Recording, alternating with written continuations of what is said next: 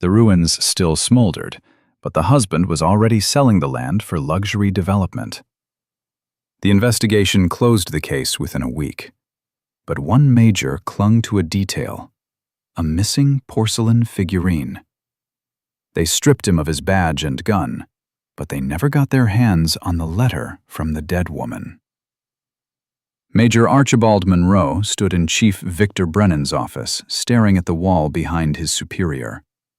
A photograph with the governor, commendations, symbols of a proper career built not on investigations, but on proper handshakes. "Archibald, the decision's been made." Brennan's voice was even, patient, as if explaining the obvious to a child. "Case closed. Accidental death. We have no grounds to waste resources on something that isn't there." Monroe shifted his gaze to Brennan. The lieutenant colonel looked impeccable, pressed uniform, freshly shaved face, the faint scent of expensive cologne. 46 years old, but looked 35. He spent more time caring about his appearance than caring about cases. "There are inconsistencies," Monroe spoke quietly, measured. "Fire trajectory, body position, burn times for the structure. It doesn't add up to a typical house fire." Brennan sighed. He leaned back in his chair, massaging the bridge of his nose. "Monroe, we have the forensic report. Fire marshal determined the point of origin, a candle in the living room. The woman likely took a sleeping pill, fell asleep, candle fell over. Tragedy, but not a crime. The experts saw one picture. I see another." "You see too much," Brennan said it almost wearily. "Daniel Wolfe is a respected man, managing partner of an investment fund, connections all the way to the top. His wife died in a fire, and he's grieving right now. And you want to turn him into a suspect based on what? Your gut?" Monroe said nothing. His fingers unconsciously touched the pack of cigarettes in his jacket pocket. He needed to smoke, but Brennan couldn't stand smoke in his sterile office. 24 hours, Monroe said. "Give me 24 hours, and I'll bring you proof." "Proof of what?" Brennan raised his voice. For the first time in the conversation, irritation cut through his tone. "Do you understand what this will turn into?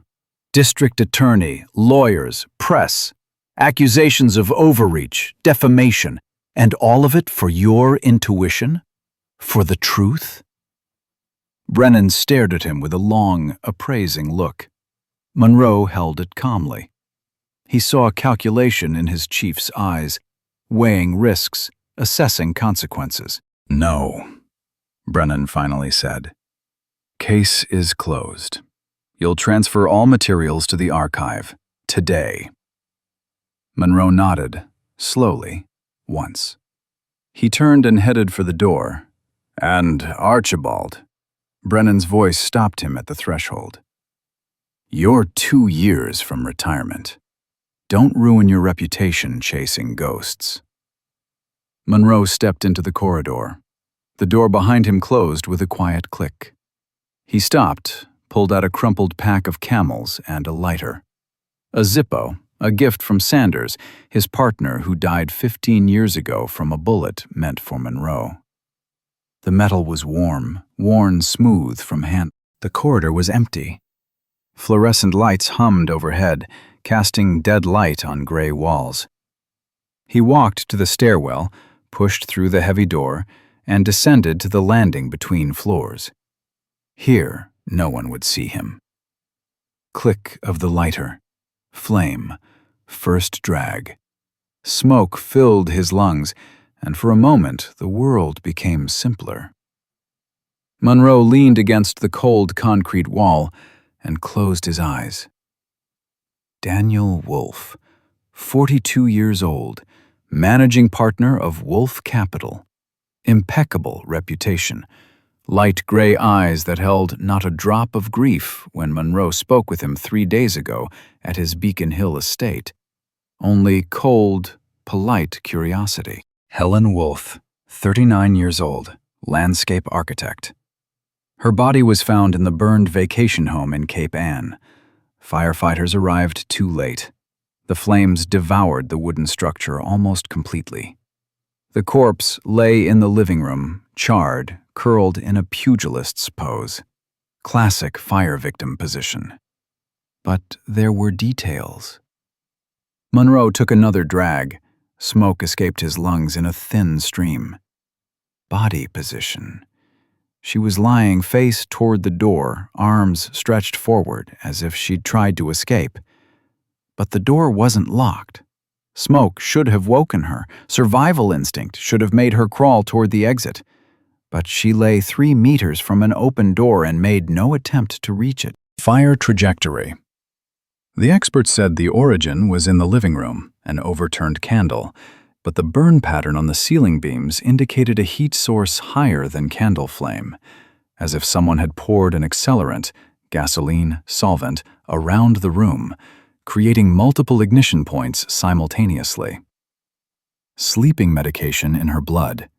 Toxicology showed elevated levels of zolpidem, a common sleep aid. Wolf claimed his wife took it regularly. Possibly. But the dose was at the upper therapeutic limit, enough to make her sleep deeply. Too deeply. Monroe opened his eyes. The cigarette had burned almost to the filter. He dropped the butt into a metal can sitting in the corner of the landing and lit another. Brennan was right about one thing. There was no proof. Only inconsistencies, details that didn't fit. Intuition.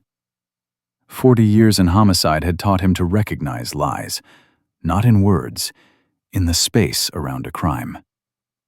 Wolf was lying, with his entire existence. His phone vibrated in his pocket. Monroe pulled out an old Nokia and looked at the screen. Unfamiliar number. Monroe, he said into the receiver. Major, this is Irene Lambert. The woman's voice was tight, strained. Helen Wolf's sister. I need to meet with you, today. Monroe straightened. I'm listening. Not over the phone. I found something. She paused, searching for words. Something about Lena's death. I'm scared. Please. Where are you now? Home. North End. Hanover Street, number 12, apartment 8. I'll be there in 30 minutes. He disconnected without waiting for a response. The third cigarette followed the first two. Irene Lambert, biochemist, 35 years old. He'd seen her at the body identification. She stood before the morgue window, looked at her sister's charred remains, and didn't cry. Face white as chalk, lips pressed into a thin line. Her hands, clasped before her, trembled. She nodded once, confirming identity, and walked out, staggering. Wolf had stood beside her. He placed a hand on her shoulder, a gesture of support, but Irene recoiled as if burned. Between them was hatred. Monroe saw it. He always saw. He descended the stairs to the basement where the department archives were located. Long rows of metal shelves piled with dusty folders. Smell of mildew and old paper. This was where Sandra worked, the archivist, a woman of indeterminate age with thick glasses and a perpetually dissatisfied expression. Sandra, the Wolf case, Monroe said. She looked at him over her glasses. They told you to close it. They did. That's why I'm filing it. She snorted, but pulled the folder from a stack on her desk. Monroe took it, flipped through the pages. Photographs from the fire scene. Protocols. Forensics. He pulled out several photos and stuffed them in his jacket pocket. What are you doing? Sandra frowned. Nothing. Just refreshing my memory. That's evidence tampering. This is my last chance to stop a killer from walking. She stared at him for a long moment, appraising. Then she sighed and turned back to her shelves. Didn't see anything. Monroe nodded at her back and left. Irene Lambert's apartment was in an old tenement from the turn of the century, peeling molding on the facade, heavy oak door with stained glass. Monroe climbed the creaking wooden stairs to the second floor and pressed the buzzer. The door opened almost instantly. Irene stood in the doorway, thin, pale, with dark circles under her eyes.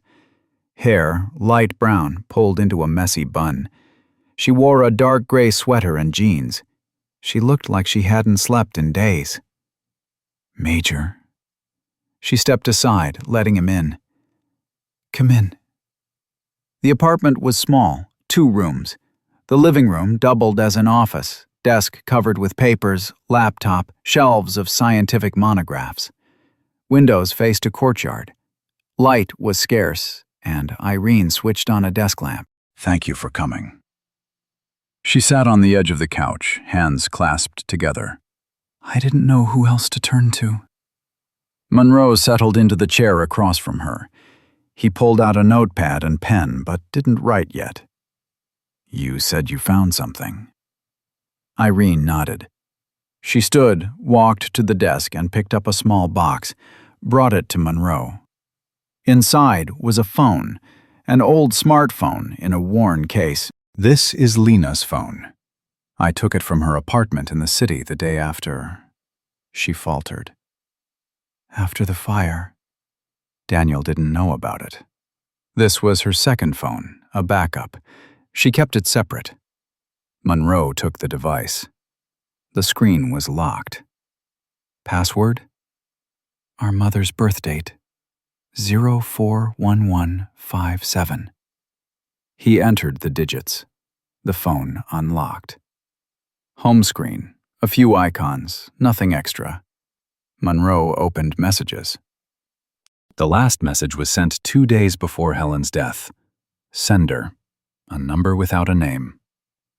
"We need to talk. Tomorrow evening at the house. Come alone." Helen's response: "Okay, 8 o'clock." Monroe raised his gaze to Irene. "Do you know who this is?" "No, but I checked the call history. This number appears regularly starting last year. Short calls, a few minutes. Lena never told me about it." "Did she talk to you about problems in her marriage?" Irene turned toward the window.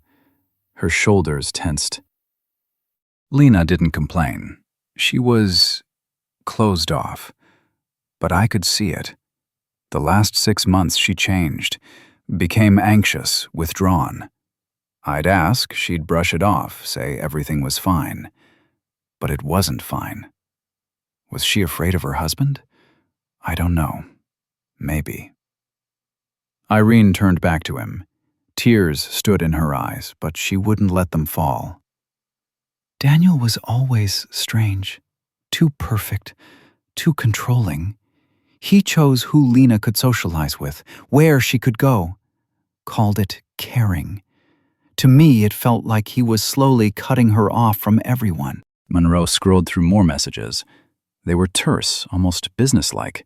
Meetings, arrangements. No emotions, no names. "Could your sister have been having an affair?" Irene shook her head. Lena wasn't like that. She couldn't lie. If she'd had someone else, she would have left Daniel, not lived a double life. But she had secrets, yes. Irene sat back down on the couch. And I think those secrets killed her. Monroe saved the sender's number to his phone. He continued examining the device, photos, notes, apps. The photo gallery held images of Helen's projects, gardens, parks, landscape compositions. Beautiful work, professional. But scattered among them were several strange shots, photographs of documents. Monroe enlarged the image. These were pages of some contract, English text, legal terminology, header, acquisition agreement, parties, Wolf Capital Fund, and some company, the name cut off in the photo. "Do you know what this is?" He showed the screen to Irene. She peered at it, frowned. "No." "But it's connected to Daniel's business. Why would your sister photograph his documents?" "I don't know." Irene's voice trembled. "Major, I'm scared. Daniel called me yesterday, asked if I'd taken anything of Lena's. I said no, but he didn't believe me. He said he wanted to meet, discuss the inheritance. I refused. And this morning, when I left the house, there was a car parked outside. Black SUV. A man sat behind the wheel, staring at me. When I walked toward him, he drove off. Monroe pocketed the phone. You believe your brother-in-law killed your sister? Irene looked him in the eyes. There was no doubt in her gaze. Yes. And I think he found out she discovered something. Something that could destroy him. Do you have proof? Only this phone. And my fear. She wrapped her arms around herself. That's not enough, is it? Monroe stood. Stay home. Don't go out unless necessary. If you see surveillance, call me immediately. He handed her his card. Irene took it with trembling fingers. Do you believe me? I believe facts, Monroe replied. But the facts are starting to form a picture I don't like. Monroe stepped out of the building and stopped on the sidewalk, lit a cigarette. The sky over Boston was heavy with gray clouds promising snow. Wind off the harbor was sharp, biting. He turned up his jacket collar and pulled out Helen's phone from his pocket. The nameless number. He could try running it through the database, but that would leave a trail. Brennan would find out he was still digging. Alternative, call directly. Risky. If the number belonged to Wolf himself, it would spook him. But if it was someone else... Monroe dialed the number from his phone. Rings. 1, 2, 3. Disconnected. He tried again. Same reaction. 3 rings, disconnect. Someone on the other end saw an unknown number and didn't want to answer. Monroe put the phone away. He needed to return to basics. The crime scene. He'd been there once, right after the fire, when the house was still smoking. Firefighters had finished their work. Forensic techs were collecting samples. Wolf stood at the edge of the property, wrapped in a blanket the paramedics had given him. He stared at the ruins of his home, and there was nothing on his face. Monroe climbed into his old Ford, parked along the curb. The car was ancient, but reliable. He turned the ignition. The engine roared, sputtered, then came to life. The heater started blowing cold air. Cape Ann, 40 minutes drive. He pulled onto Commonwealth Avenue, turned toward the waterfront, and headed for Route 128. The city beyond the window slid past in a gray, monotonous ribbon. The grand facades of downtown gave way to suburban apartments, then industrial zones, warehouses, and auto body shops. Monroe smoked without opening the window. The cabin filled with haze. His thoughts circled around Wolf. 42 years old, born into a political family, Georgetown, London School of Economics. Career without a single failure. Every step calculated. Wolf Capital specialized in acquisitions, buying undervalued assets, restructuring, reselling. Aggressive but legal tactics. Wolf was known in narrow circles as a ruthless negotiator. Helen married him 8 years ago. Beautiful wedding, covered in society columns. Perfect couple. He, successful financier, she, talented architect. No children. Wolf explained in interviews that they were both too focused on their careers. But if Irene was right, Helen had changed in recent months. Secret phone. Photographs of documents. Mysterious correspondent arranging meetings.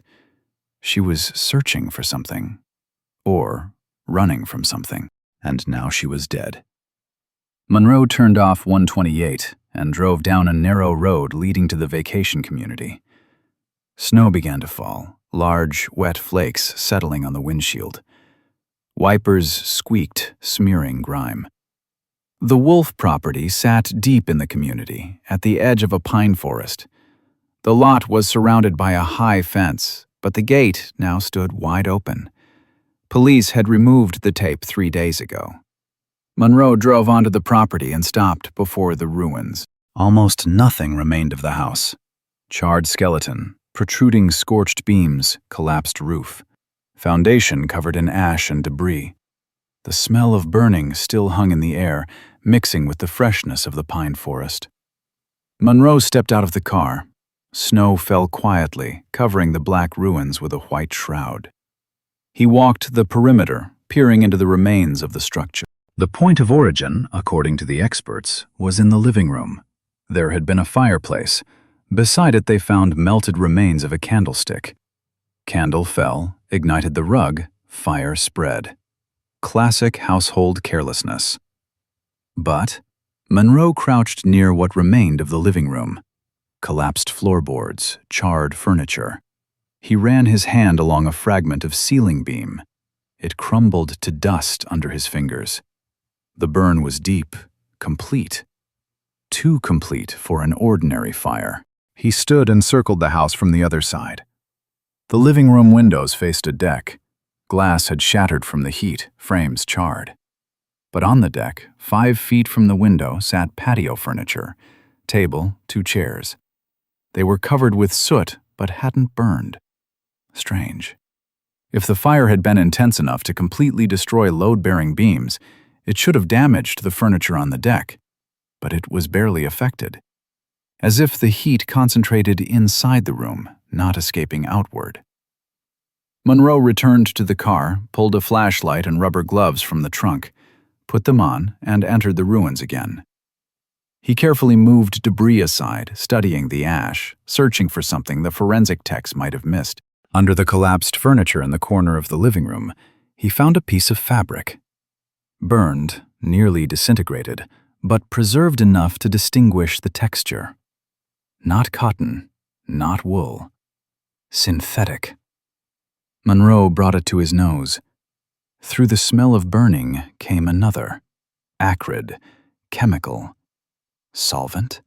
Gasoline? He sealed the find in a plastic bag he pulled from his pocket and continued searching. Near the fireplace, where Helen's body had lain, he saw something glinting in the ash. He bent down. Metal. A small, melted piece. He carefully extracted it. The shape was irregular but recognizable. Part of a zipper pull. Helen was found in houseclothes. Light cotton shirt, pants. No jackets, nothing with zippers. Where did this fragment come from? Monroe placed the find in another bag. He spent another hour in the ruins, methodically combing every square foot. The snow intensified, turning into a real blizzard. His jacket soaked through. Fingers went numb even in gloves. But he continued. When he finished, the sun was already setting. The gray sky had darkened to lead. Monroe returned to the car, stowed the finds in the glove compartment, and sat behind the wheel. Physical evidence. Insufficient for charges, but enough to doubt the official version. He started the engine and drove off the property. He needed to find the person who had written to Helen, the one who arranged a meeting with her on the night of her death. If that number didn't belong to Wolf, then there was another player. Witness, accomplice, or a third victim no one knew about yet. Monroe drove the car back toward the city. Snow buried the road. Wipers barely kept up. He turned on the radio, news, politics, commercials, and switched it off. Silence was better. His phone rang. Monroe glanced at the screen. Irene Lambert's number. "Yes, Major." Her voice trembled. "He's here. Outside my building. Daniel. He's buzzing the intercom, demanding I open up." Monroe pressed the accelerator. "Don't open it. Call the police. I'll be there in 20 minutes. He says he knows I took Lena's phone. He says if I don't give it to him, I'll regret it." "Irene, listen to me.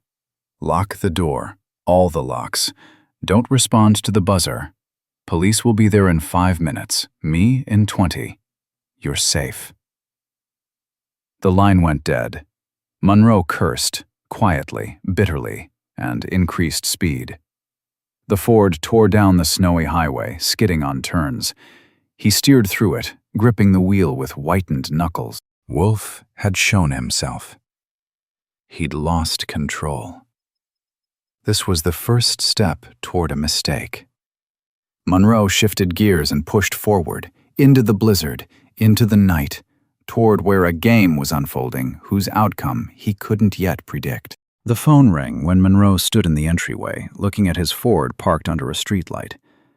Gray morning hadn't yet chased away the night. Brennan's number on the display. He answered, "My office, now." The chief's voice was steady, but something new ran beneath it. Not irritation, anger. Monroe lit a cigarette on the way. It burned fast, wind off the harbor tearing the smoke away.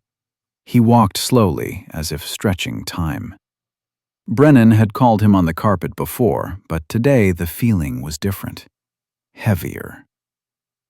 The department corridor was empty. Early. The duty officer at the entrance nodded without looking up. Monroe climbed the stairs, walked to the chief's office, and pushed the door open. Brennan sat behind his desk. Uniform impeccable, tie perfectly knotted. Before him lay a folder, light-colored, new. Monroe recognized it. The Wolf case. "Sit." Brennan pointed at a chair. Monroe lowered himself. His fingers instinctively reached for the cigarette pack in his pocket, but he stopped himself. "Not here." Brennan was silent, massaging the bridge of his nose. Then he opened the folder and pulled out a document. Official letterhead, stamps, signatures. He placed it before Monroe. "Read." Monroe took the sheet. Complaint from Daniel Wolf's attorney. Accusations of overreach, invasion of client's privacy, attempts to discredit a respected citizen. Demands for action. Date, yesterday evening. "Do you understand what you're doing?" Brennan said it quietly, but each word struck like a hammer. "Do you even realize who you're running your mouth about, old man?" Monroe laid the sheet back on the desk. "I'm investigating a murder." "Murder?" Brennan shot up. "What the hell, murder?" "We have forensic reports, fire marshal, witness statements, accidental death. Are you hearing me? Accidental death!" "I hear you, but I don't believe it." Brennan slowly stood. He circled the desk and positioned himself beside Monroe. His voice dropped lower, more dangerous. "Archibald, do you even understand what's happening? I'm being pressured. From above. Call from the DA. Call from the commissioner. Wolf isn't some nobody. He's a managing partner. He has connections all the way to the top. And you, like a madman, are digging through ashes and scaring his friends with questions about the past. 2 wives before Helen, both dead, both wealthy, both accidental deaths. That's called a pattern." Brennan grabbed the folder and hurled it onto the desk. Papers scattered. "That's called paranoia. You have no proof. Nothing. You're building theories based on what? Your intuition? Your gut?" "Yes." Silence. Brennan stared at him for a long moment, appraising. Then he sighed and returned behind the desk. "Close this case, Archibald. Close it, and we'll forget this conversation. You'll retire next week. With honor. With gratitude. Don't destroy yourself." "And if I don't close it?"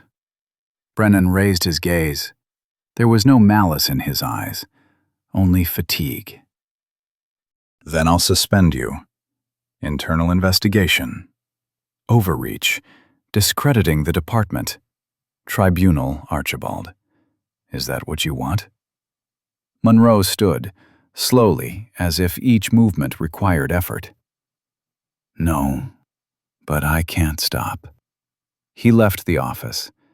The door closed behind him quietly, but with finality. The street greeted him with cold and grayness. Clouds promised snow. Monroe walked toward his car, feeling the tension of recent days squeezing his temples. He looked around. Sparse pedestrians hurrying about their business. An old woman with a shopping bag. A man in a tracksuit walking a dog. Ordinary morning. But something was wrong. The man with the dog passed by, but the animal didn't pull on the leash, didn't stop to sniff a pole. It walked beside him, perfectly obedient, disciplined. Monroe followed with his eyes. The man turned the corner, but didn't disappear. Stopped in the shadow of a building. Monroe got in the car, started the engine, pulled onto the road. In the rearview mirror appeared a gray sedan. It stayed 3 cars back. Monroe turned right. The sedan followed. Another turn. Still there. He didn't panic. This was expected. Wolf wasn't someone who relied on chance. If he sensed a threat, he acted.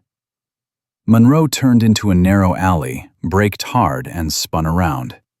The sedan drove past, but the driver didn't look his way. Professional.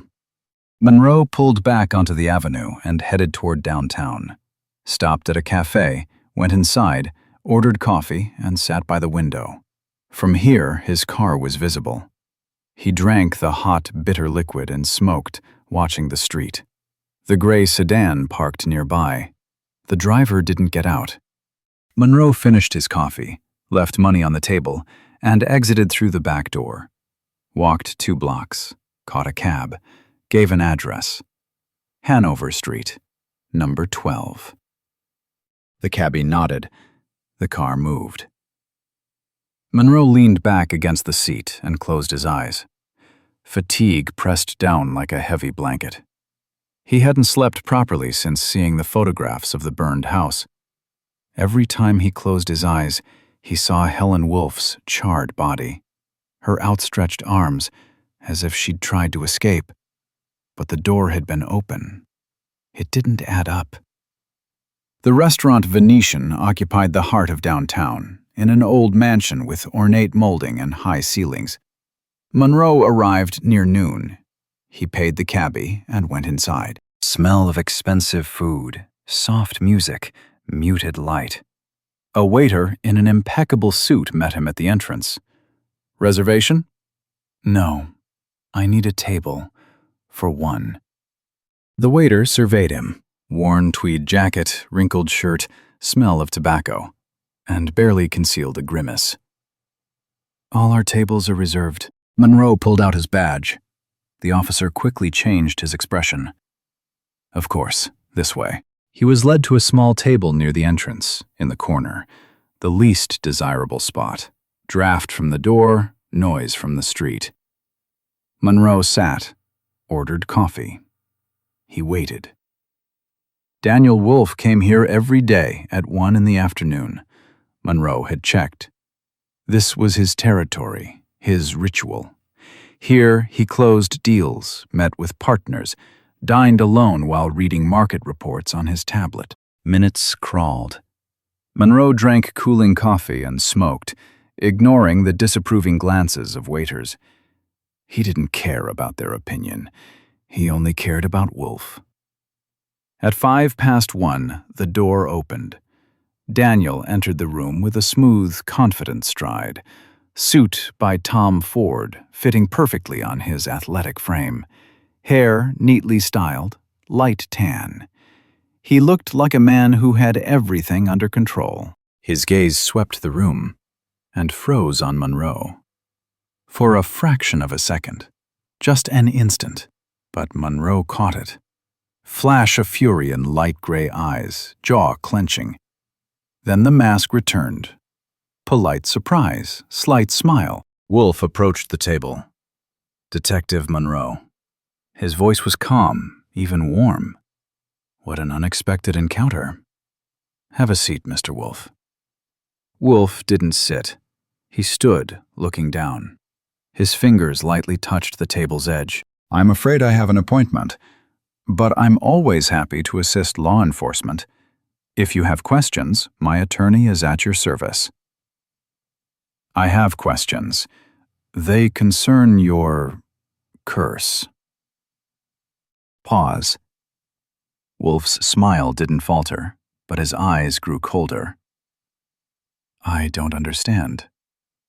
2 wives before Helen, Anna, Sandra, both died, both wealthy, both accidental deaths. Monroe spoke quietly, measured. Fate has been unkind to you, Mr. Wolf. 3 tragedies in 10 years. Wolf slowly lowered himself into the chair opposite. He folded his hands on the table, fingers interlaced. The movement was controlled, almost ritualistic. Detective, I understand your occupational hazard, seeing conspiracies where there are none. But surely you don't think that I... He faltered, as if the words caused him pain. That I had anything to do with my wives' deaths? I think it.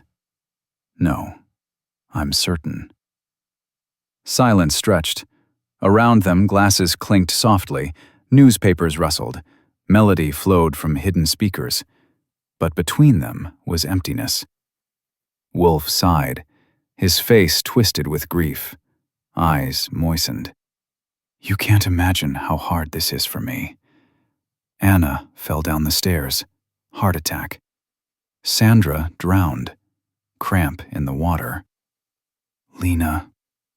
His voice broke. Lena burned. I loved them, each one, and lost each one. It's a curse, Detective. A curse I have to live with. Monroe looked into his eyes. There was nothing in them. Emptiness. Cold, dead emptiness that no performance could hide. You're a good actor. The mask slipped. For an instant. Wolf smiled. Genuinely. A narrow, predatory smile without warmth. And you're a stubborn old man who doesn't know when to stop. He stood, circled the table. His hand descended onto Monroe's shoulder. The grip was strong, almost painful. Wolf leaned toward his ear. Smell of expensive cologne mixed with something cold. Detective, you're not young anymore. Take care of yourself. At your age, it's so easy to slip on stairs or get hit by a car. Accidents. They happen. He released the shoulder and straightened. The mask returned. Polite smile, slight nod. Enjoy your meal. Wolf left the room. The door closed soundlessly behind him. Monroe remained sitting. His shoulder burned from the touch. Hands trembled. Not from fear, from rage. He finished the cold coffee, left money on the table, and stepped outside, lit a cigarette. Smoke burst from his lungs in sharp bursts. Wolf had shown his face. The threat was direct, cynical. Reference to Anna's death, the first wife who fell down the stairs. This was a game, and Wolf was enjoying it, but games had rules, and Monroe intended to find them. The Central Records Building sat on the outskirts, next to an industrial zone. Gray, faceless structure surrounded by a fence. Monroe arrived in the evening. He passed through security, showed his badge to the guard, and climbed to the 3rd floor. Smell of dust and old paper hit his nose. Long corridors, doors with plaques. Criminal cases, 1995 to 2000. Administrative violations, high priority. Monroe found the right office, knocked. The door opened to reveal a young guy in glasses, thin, with a pale face. Yes? I need a file. Anna Wolf, accidental death, 2015. The guy nodded and disappeared into the depths of the room. Monroe remained standing in the doorway. He heard the rustle of papers, the creak of shelves. Minutes stretched. Finally, the guy returned. His face was frightened. "I'm sorry, but this file has been pulled."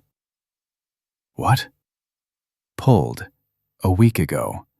Transferred to restricted storage. Access only by personal authorization from the commissioner."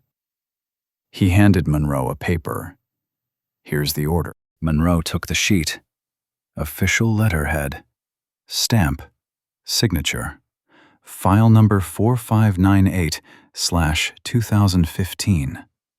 Wolf A.M. Pulled due to special importance. Storage restricted. Archive 1. Access limited. He stared at the paper for a long time. Letters blurred before his eyes. "When exactly?" 5 days ago." 5 days. 1 day after Monroe started digging. He returned the paper to the guy and left the office. The corridor was empty. Fluorescent lights hummed overhead. Monroe leaned against the wall and lit a cigarette, ignoring the no smoking sign. The door had closed. Not just closed, slammed shut. Someone with significant power was cleaning up after Wolf. Someone who could manipulate the central archive, transfer files to restricted storage, make them inaccessible. A patron. Wolf had a patron. Someone at the very top, a puppet master pulling strings. And that meant Monroe wasn't just facing a killer. He was facing the system. He finished the cigarette, tossed the butt in a trash can, and left the building. Night had fallen over the city. Cold, dark. Snow began falling, fine, sharp. Monroe got in the car and started the engine. The heater blew cold air. He sat, staring at the windshield as snowflakes accumulated. He needed to return to the station, file a report, close the case, retire. But he couldn't. He started the engine and drove toward the station. The streets were empty. Streetlights cast yellow circles on wet pavement. The city slept. Monroe parked at the building, climbed to the 3rd floor. The corridor was dark, only emergency lighting. He walked to his office, pushed the door open, didn't turn on the light. He sat at the desk in darkness and pulled a bottle of brandy from the drawer. Cheap stuff, bought from the corner store, poured into a tumbler, drank it in one gulp. Warmth spread through his chest. He lit a cigarette. Powerlessness. For the first time in 40 years of service, he felt complete, total powerlessness. Evidence destroyed, archives sealed, witnesses silent or dead. And behind the killer stood someone omnipotent. Maybe Brennan was right.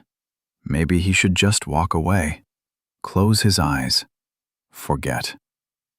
He poured another glass. His gaze fell on the edge of the desk. A white sheet of paper lay there. Monroe didn't remember it being there this morning. He switched on the desk lamp. Official city administration letterhead, stamps, signatures, notice of construction commencement. Property parcel number 78-34-0005412-18, located in Cape Ann Community, Essex County, sold to Development Corp. LLC. Permit for demolition and site clearing issued. Work commences January 10, 2026 at 8 a.m. Monroe stared at the document. Ash from his cigarette fell onto the desk, but he didn't notice. Tomorrow, 8 in the morning. The property where Helen's house had stood. The ruins he'd examined yesterday. The last place where evidence might remain. Everything would be destroyed. Forever. He had one night.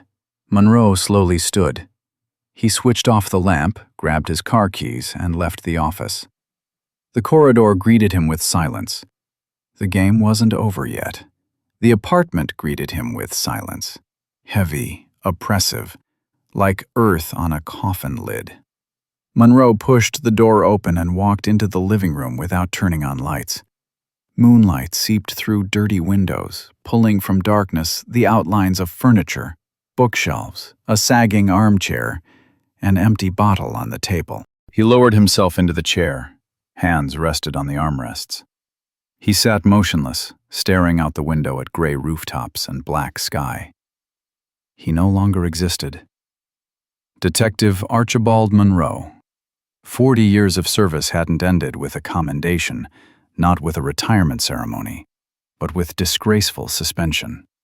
His badge and gun lay in Brennan's safe. His name had been struck from the duty roster, his office already sealed. He was nobody. Wolf had won. Not just evaded punishment, he'd broken his opponent, crushed him.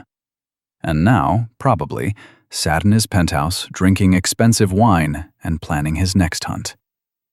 Next victim. Next perfect murder. Monroe closed his eyes.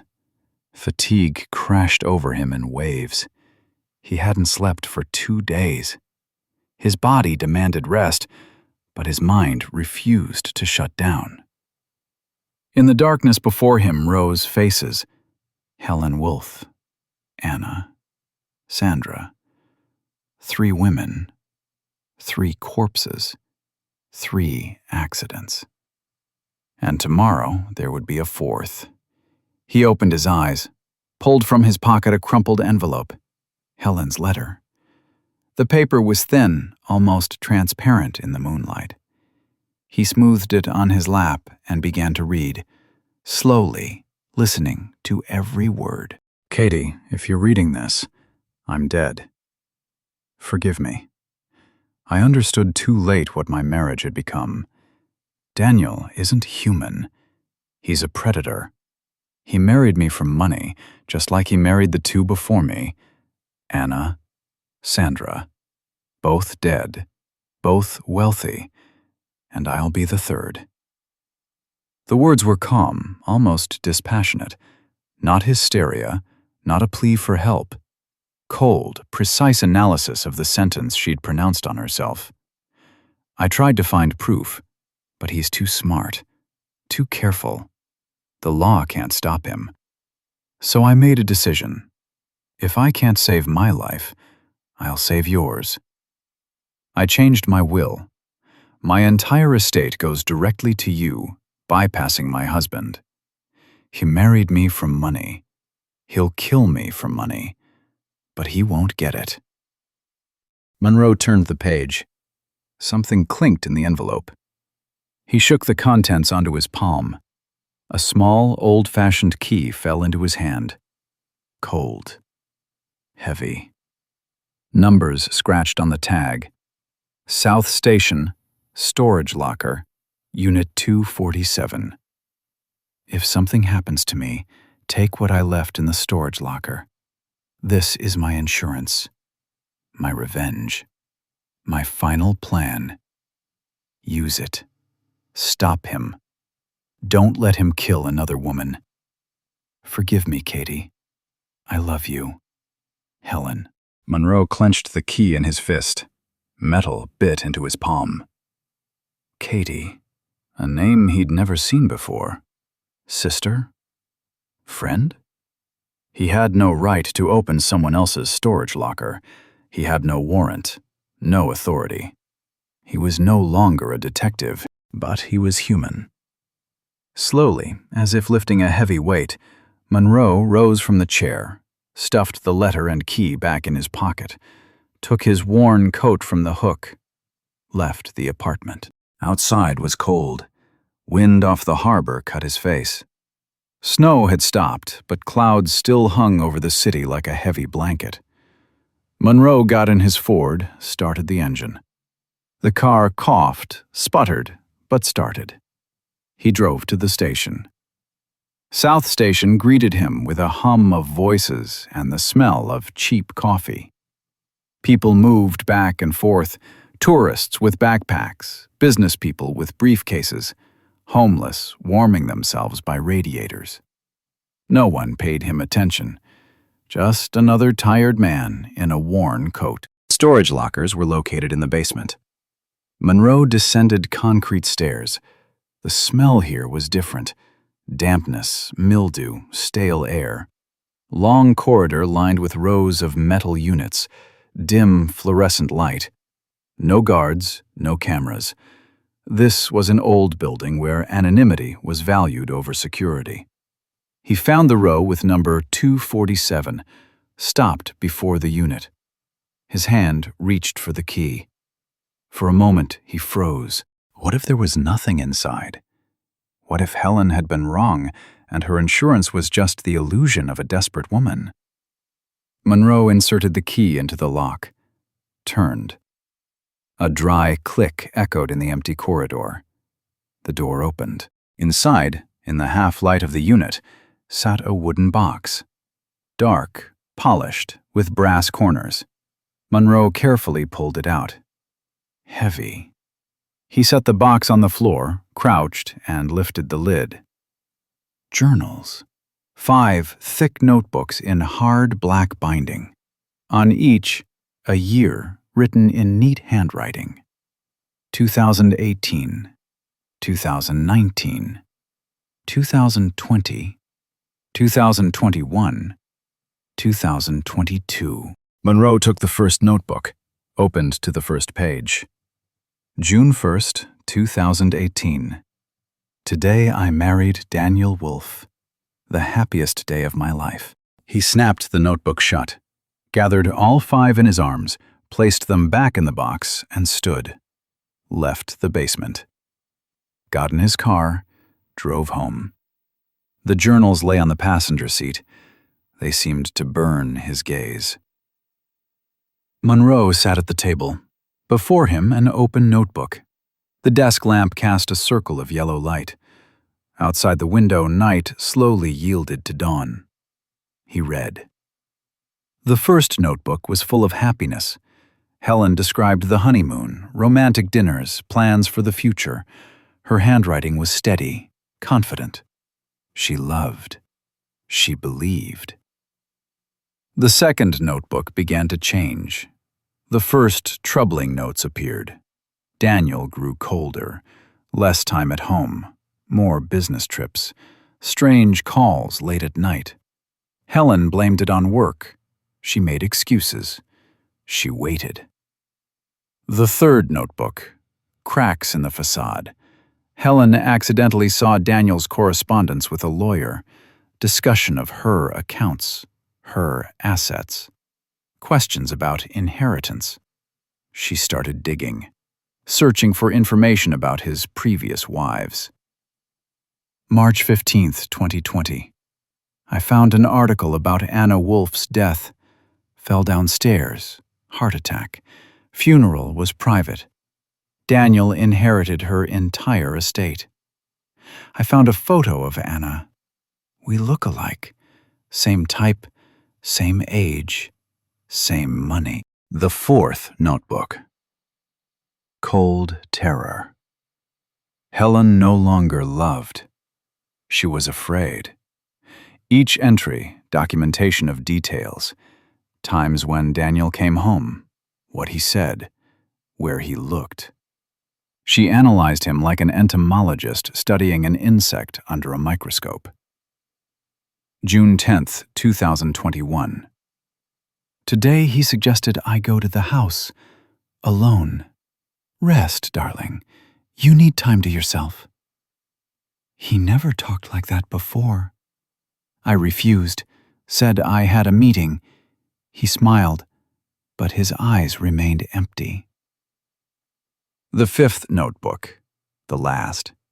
Entries broke off 3 weeks before the fire. November 2nd, 2022. I know he's going to kill me. The only question is when and how. I changed my will. Everything goes to Katie, but that's not enough. He must be punished. I started gathering evidence. I installed a hidden camera in his office. Last night, when he thought I was sleeping, I saw something that made my blood freeze. Monroe turned the page. He opened the safe behind the painting. Winter Forest, the one hanging across from his desk. I saw the contents. A wedding ring, gold pendant, and my porcelain shepherdess. He already took it. I searched for a week, thought I'd lost it, but he stole it. These are his trophies, a collection, memory of each victim. He's a collector of dead wives. Monroe slowly lowered the notebook to the table. His hands trembled. Not from fear, from rage. Wolf kept proof of his crimes, like a maniac who can't part with souvenirs.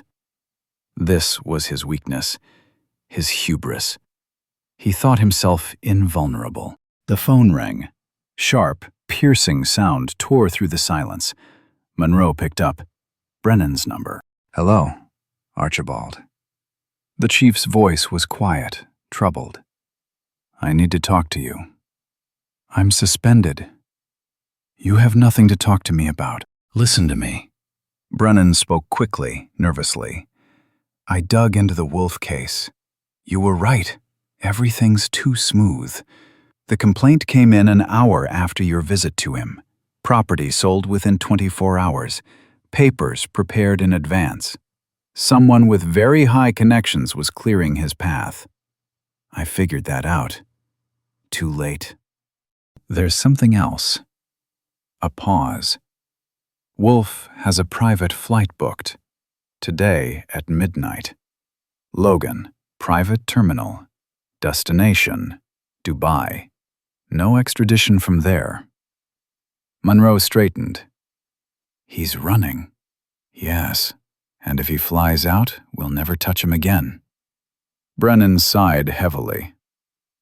"Archibald, I can't give you a warrant. You're suspended.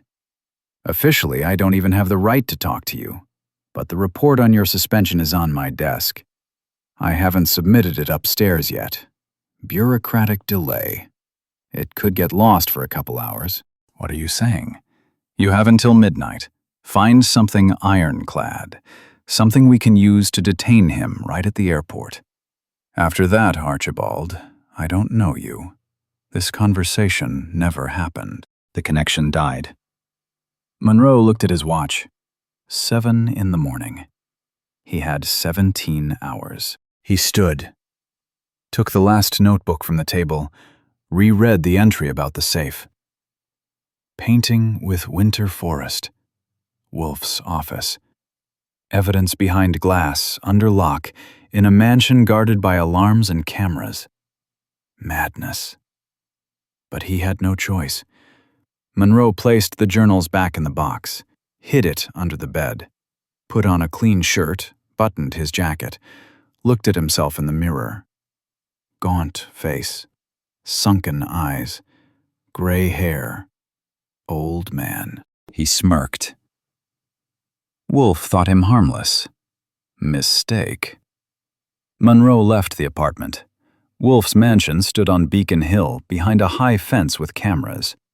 Monroe parked 100 yards away on a quiet street.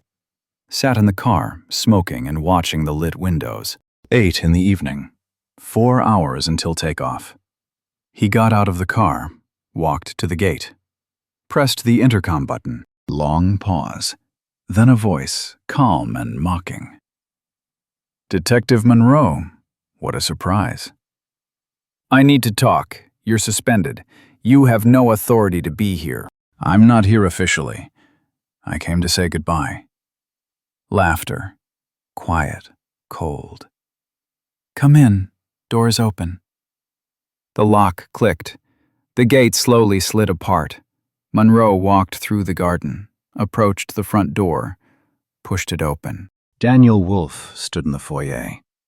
Expensive silk robe, glass of scotch in hand. Face calm, satisfied. In his eyes splashed triumph. "Came to say goodbye?"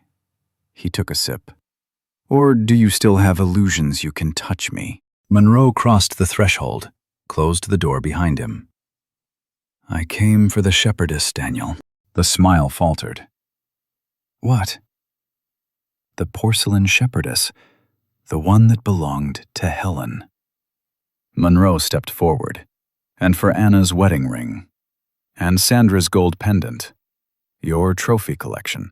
Wolf's face paled. You've lost your mind. No. I read your wife's journals. Silence. The glass trembled in Wolf's hand. Scotch sloshed over the rim. Journals? Yes. Monroe spoke quietly, measured. 5 notebooks. 5 years of marriage. She recorded everything. Every detail. Every lie. Every mistake you made. She was a smart woman, Daniel. Smarter than you. That's impossible. I would have known. You didn't know, because you underestimated her. Monroe stepped closer. She even installed a camera in your office. Saw you open the safe, the one behind the painting with the winter forest. Saw your trophies. Wolf retreated a step. You're bluffing. No. She described every item. Ring with 3 diamonds. Anna wore it on her middle finger. Pendant shaped like a crescent moon. Gift to Sandra from her mother before she died. And the shepherdess, your latest trophy. You stole it a week before the fire. That's a lie. Why do you keep them, Daniel? Monroe stared directly into his eyes. Why does a predator need memories of victims? For pleasure? For pride? Do you count them at night? Handle them? Remember how they begged? Shut up! Wolf hurled the glass at the wall.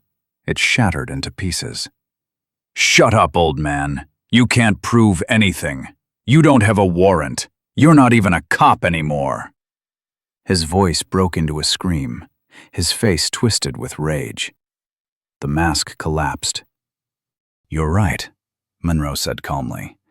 I can't prove anything, but I can tell. Your next victim, that young woman you dined with 2 nights ago. I can show her the journals. Tell her about Anna, about Sandra, about Helen. She won't believe me. She will.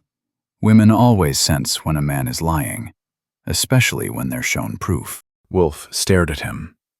In his eyes was no longer triumph, only cold, animal fear. What do you want? A confession. You won't get it. Then I'll destroy your life. Slowly. Piece by piece. Monroe stepped right up to him. I'll tell everyone. Your partners. Your friends. Your next fiancé. I'll become your shadow everywhere you go, even in Dubai. I'll find you, and you'll never be able to hunt again. You? Wolf retreated. His back hit the wall of the corridor leading to his office. You're insane. Maybe. Monroe smiled. A cold, empty smile.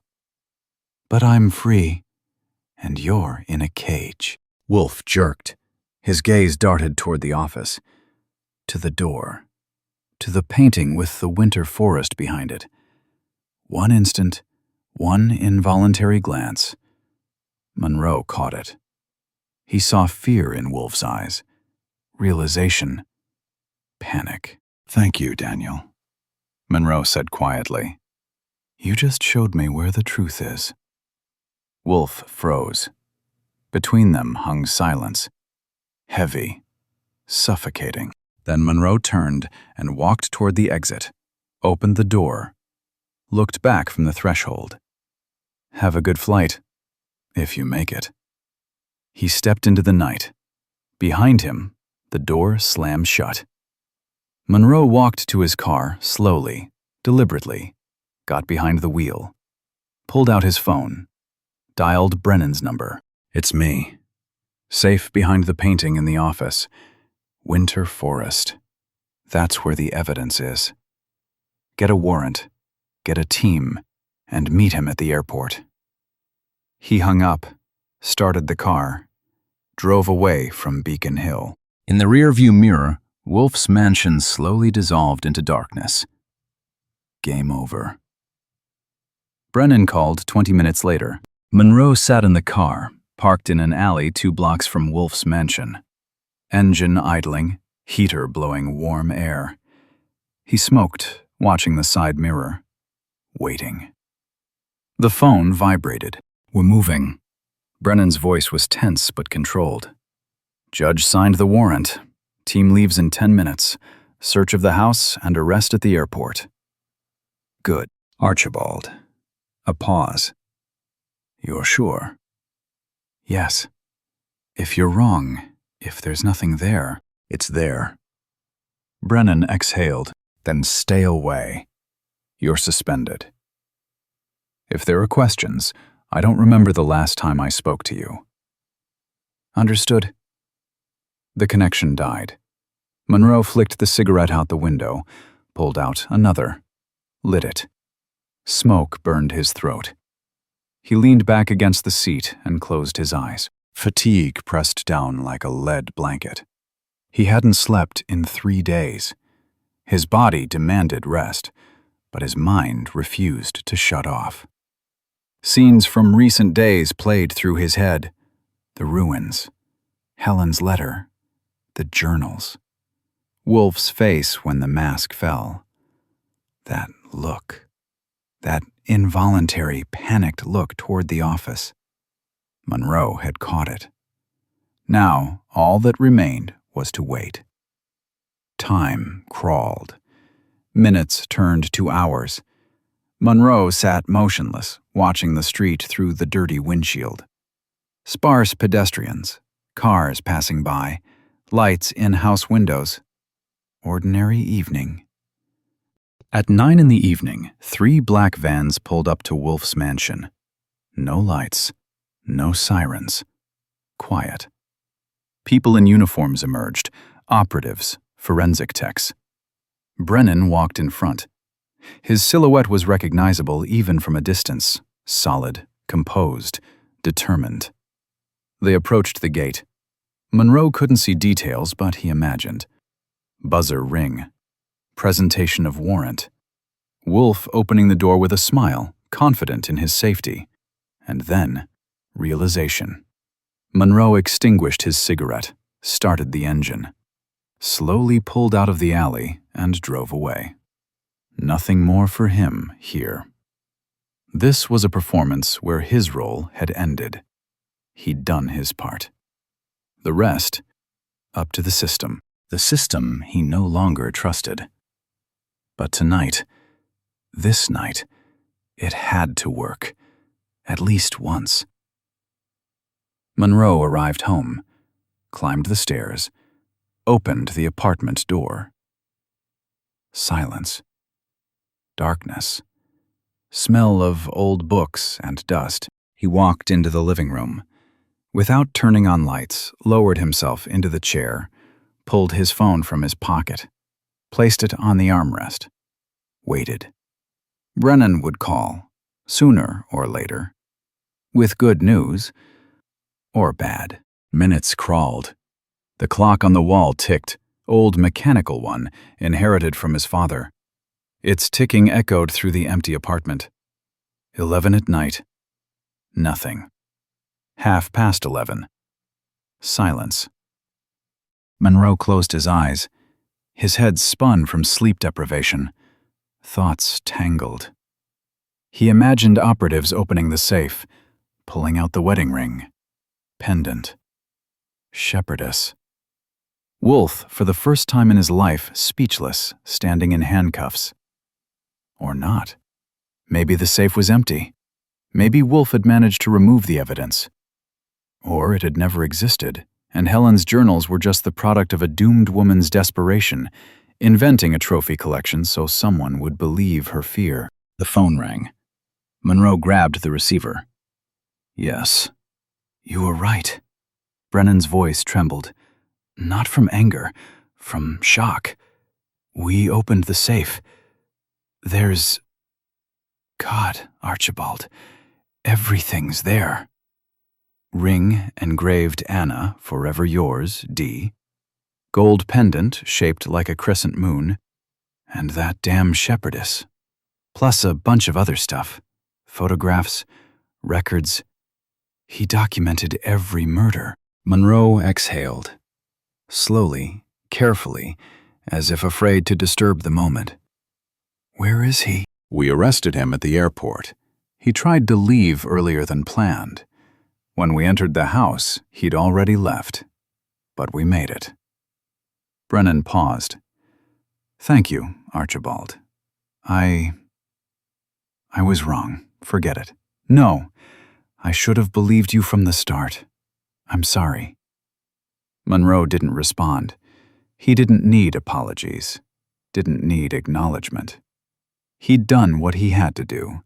Stopped a killer. That was enough. Archibald. Brennan's voice dropped lower. The suspension case. I'll close it. You'll retire with honor, as planned. Not necessary. What? I'm leaving. Today. Now. Don't want ceremonies. Silence on the line. You're serious? Yes. Brennan didn't argue. He understood. After 40 years of service, after hundreds of solved cases, Monroe had earned the right to leave how he wanted. Quietly, without fanfare, without speeches. Then, good luck. You too. Monroe hung up, looked at the phone. Old Nokia, worn, scratches on the screen. He held it in his hand for several seconds, then removed the SIM card and snapped it in half. Done. Detective Archibald Monroe no longer existed. But there was one more thing. The last. The one Brennan hadn't asked for. The one Monroe had to do not as a detective, but as a human being. The journals. He pulled the box from under the bed, opened the lid. 5 notebooks. A dead woman's last will. Her voice recorded in ink on paper. Monroe took Helen's letter, reread the last paragraph. If something happens to me, give this to Katie. She'll understand. She'll finish what I started. Katie. Monroe opened his laptop, ancient, slow, bought 10 years ago and turned on twice a year. Accessed the city database. Entered the surname. Wolf. Then the first name. Catherine. Nothing. He tried differently. Relatives of Helen Ann Wolf. The system produced several records. Father, deceased. Mother, deceased. Sister, Irene Ann Lambert. Irene, not Katie. Irene. Monroe frowned.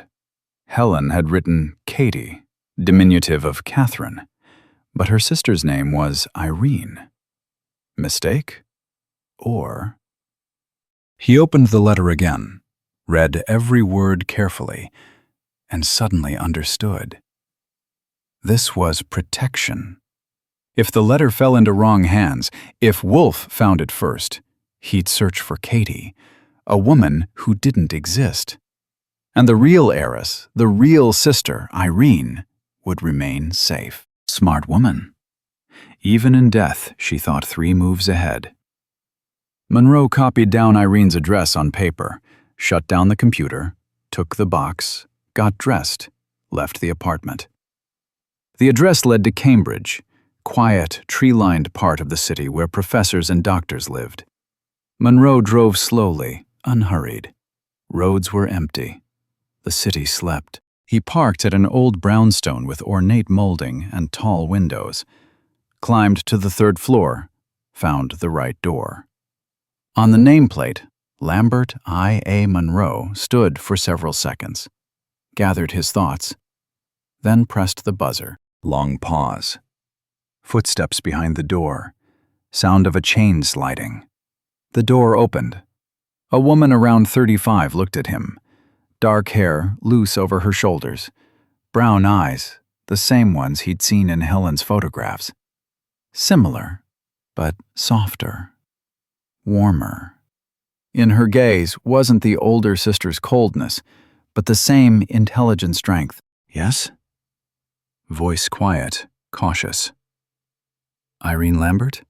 Yes. My name is Archibald Monroe. I'm a detective. He paused. Former detective. I need to talk to you about your sister. The woman's face trembled, eyes filled with pain. She's dead. I'm sorry. Irene was silent, looked at him for a long time, appraising. Then stepped back, opening the door wider. Come in. Monroe crossed the threshold. The apartment was small but cozy. Books on shelves, flowers on the windowsill, photographs on walls, two girls embracing, smiling. Helen and Irene, sisters. Irene led him to the living room. They sat across from each other. Between them, a low table. On it, cold tea.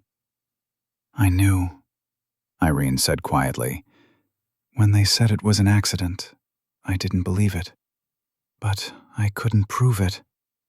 Couldn't. She fell silent, hands clenched into fists. He killed her. Daniel, right? Yes. And you caught him? Yes. Today, a few hours ago. Irene closed her eyes. Tears flowed down her cheeks.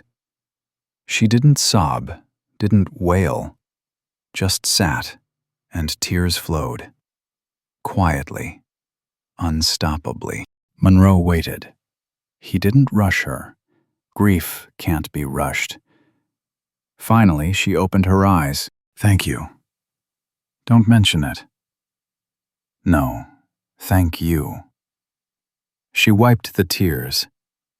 You believed. When no one believed. Monroe nodded. He understood. He was the only one who saw the lie where others saw truth. He placed the box on the table.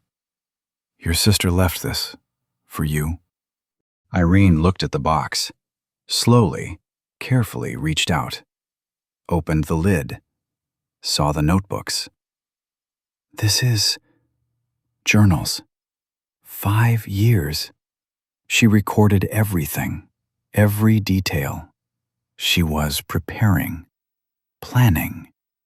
Monroe paused. She was a smart woman, very smart. She lost the battle, but won the war. Irene took out the first notebook, opened to the first page. Her sister's handwriting, familiar, beloved.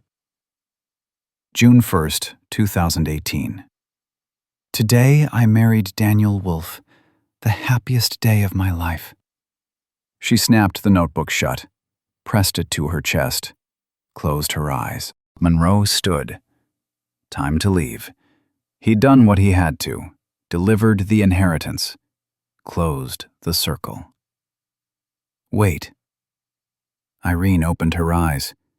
Is there anything else? Yes. Monroe pulled an envelope from his pocket. A letter. She wrote it for you before she died. He placed the envelope on the table. Irene took it with trembling hands. Can I read it now? It's yours. Do what you want. Irene opened the envelope, pulled out the letter, began reading.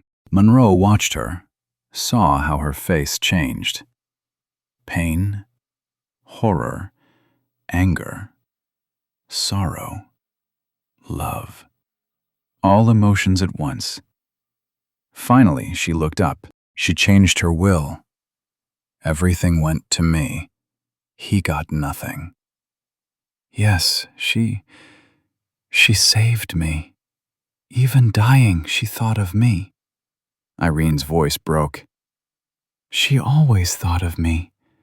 Protected, guarded. She loved you, I know. Irene clutched the letter.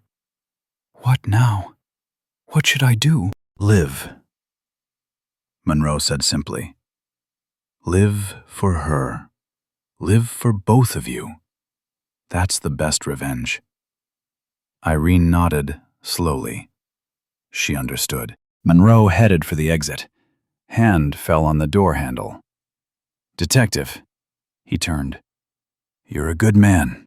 Thank you. For everything. Monroe didn't answer. He simply nodded and left. Outside was cold. Wind off the harbor cut his face. Sky filled with clouds promising snow.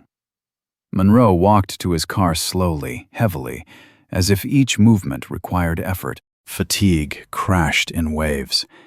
He hadn't slept in 4 days. His body demanded rest, but his mind was calm. For the first time in years, absolutely calm. He got in the car, started the engine, drove home. On the way, he turned toward downtown, stopped at a small cafe, the same one where he'd once watched Wolf. Got out, went inside. The waitress, the same as before, greeted him with a smile. Coffee? Yes. Black. She poured. He sat by the window, drank the hot, bitter liquid, and watched the street. Snow began falling. Fine, light. The city slowly covered with a white blanket. Monroe finished his coffee, left money on the table, stood. The waitress watched him. Are you okay? She asked. You look tired. Monroe stopped at the door, turned. A faint smile touched his lips. I'm okay. Finally. He stepped outside. Snow fell heavier. The city drowned in whiteness. Monroe got in the car and drove home. In the rear-view mirror, the cafe dissolved in the snowy veil. Game over. Justice served. Helen avenged. Irene safe. Wolf behind bars. And Detective Archibald Monroe free. Ashes to ashes.